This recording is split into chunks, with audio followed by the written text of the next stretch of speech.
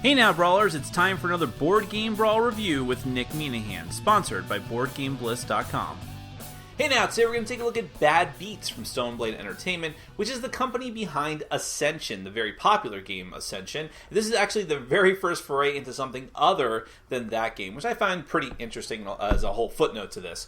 Now, Bad Beets is a very light family weight card game about trying to get rid of beets at the dinner table. Each player takes control of like a kid, and you're trying to get rid of all the beets from out in front of you in order to get ice cream at the end. If you're playing for points, it actually literally has these little ice cream tokens. Now, the main mechanism of the game is bluffing. In fact, it's telling people that you're taking an action that you may not actually be eligible to do. Does that sound familiar? Well, let me go ahead and give you a brief overview of the game, and maybe it'll come to you. Then we're going to come back. I'll let you know what I think.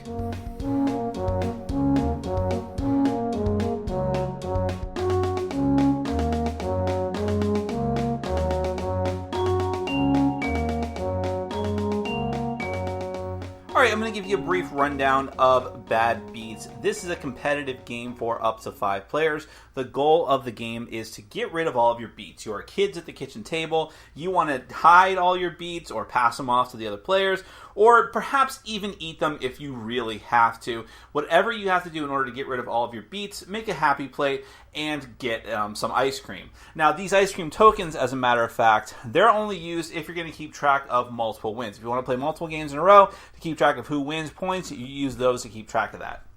As far as the rest of the setup, each player is going to take a handy-dandy player mat, which will remind you of the different action cards that you'll use during the course of the game. Every player gets one card at random from the deck, and every player is going to take 8 beet tokens, and those are what you have to get rid of in order to win.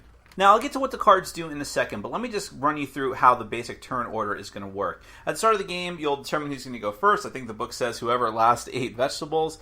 And that player, only on the very first turn of the game, is going to draw another card from the deck.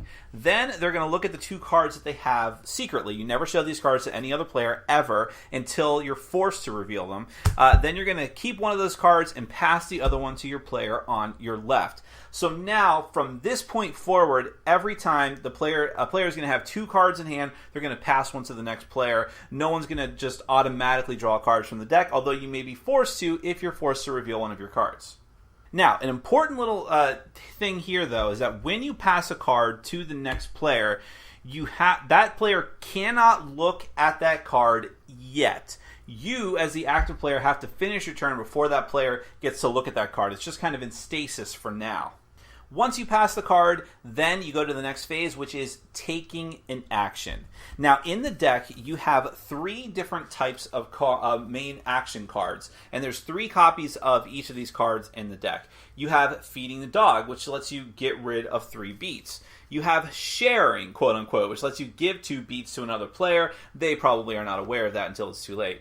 And Tattletale, you get to guess a player's card, and if you guess right, you give them 4 beets.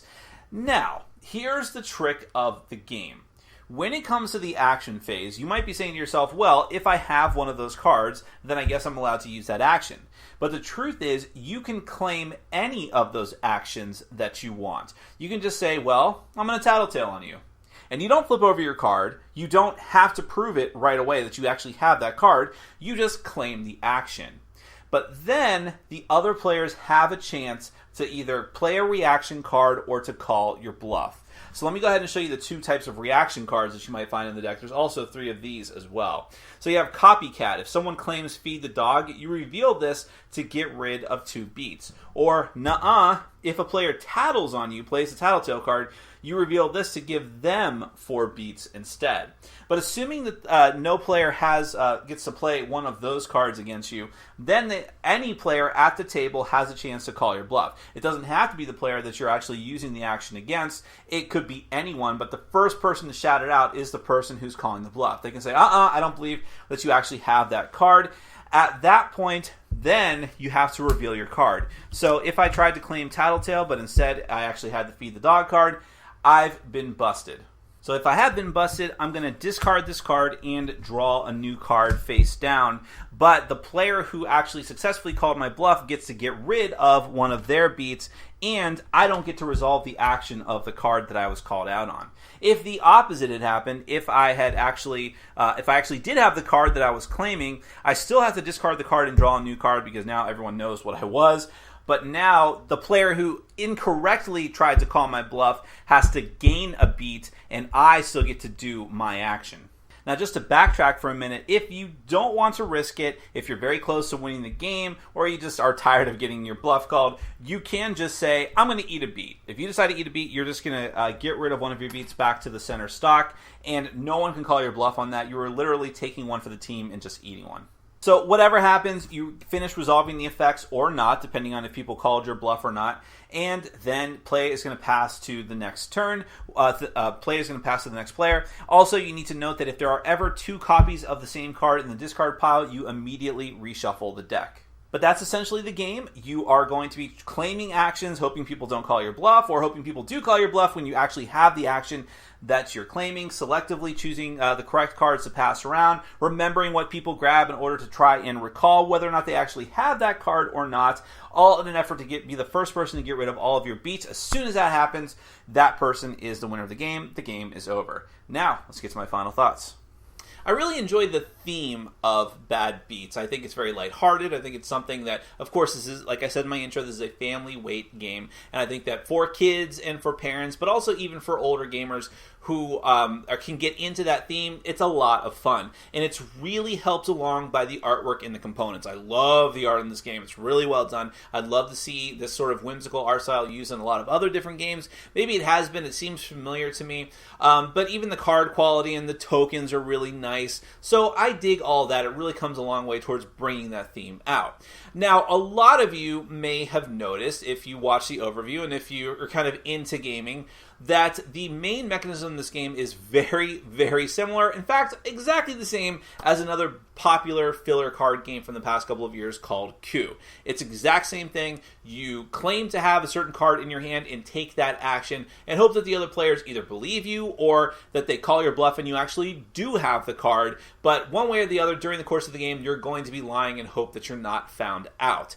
And that works fine, although interestingly, while I think that Coup is a decent game, I did not enjoy my time with Bad Beets. And I think that the main problem is, even though that's a solid mechanism to have, Coup, even though this is supposed to be a game for families, for kids, and therefore you would think would be simpler, Coup is actually much more straightforward and much faster. Bad Beets sort of drags itself out with some really clunky mechanisms that really don't need to be there. First off, in the main phase, the action phase, when you're trying to claim the actions, you only have 3 that you can claim, which again is much less than Coup, but that's not the main thing that I think they should have trimmed down. Instead, there's these other clunky things you have to do before that, like passing a card to the next player, and the whole thing of like your cards can now be countered, your actions can be countered, which is probably sounded very interesting on paper,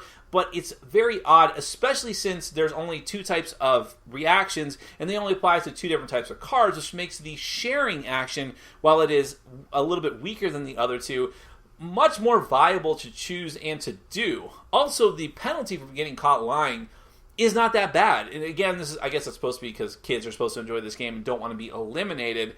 But it makes it so that, just lie. Who cares? You might as well. I mean, it's not a big deal. And that takes a lot of the bite and a lot of the edge out of the game. And, that comes with the Sunday tokens to encourage you to play multiple games. But the game is, while it's not super long, and again, it's not super complicated at all, it is just a little bit too long and a little bit too clunky to want to play it multiple times in a row, which is not the same thing I can say with Coup.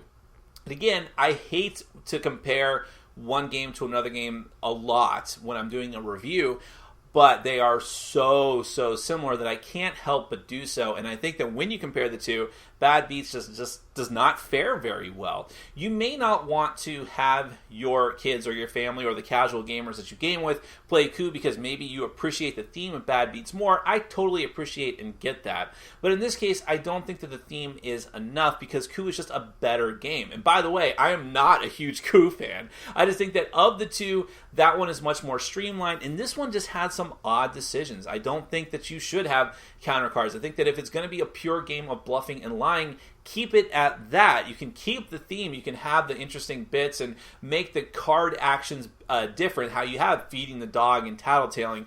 Those are interesting things. That actually mixes in a bit of love letter in a way, which is not a bad way to go, but I wanted to see more emphasis on that. I don't need to be having this whole passing the card phase. I don't need to be having this whole, okay, everyone stop. Now, is everyone going to do a counter action? No? Okay. Now, who's going to do the bluff for me? Okay. Well, yeah, of course I'm lying because why wouldn't I lie?